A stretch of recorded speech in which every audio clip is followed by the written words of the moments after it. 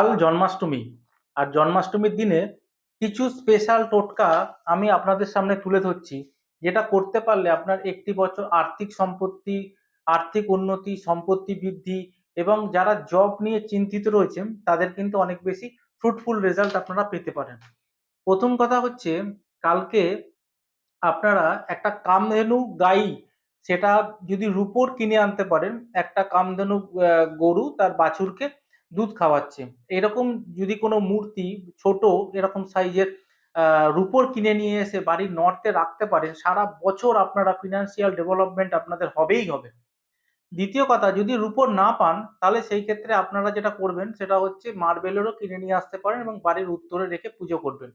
কালকে লাড্ডু গোপালকে বা গোপাল ঠাকুরকে অবশ্যই একটা রূপো বা সোনার টিপ এনে পরাবেন। ৩ নম্বর হচ্ছে, লাড্ডু গোপাল বা গোপালকে আপনারা সবসময় চেষ্টা করবেন কালকে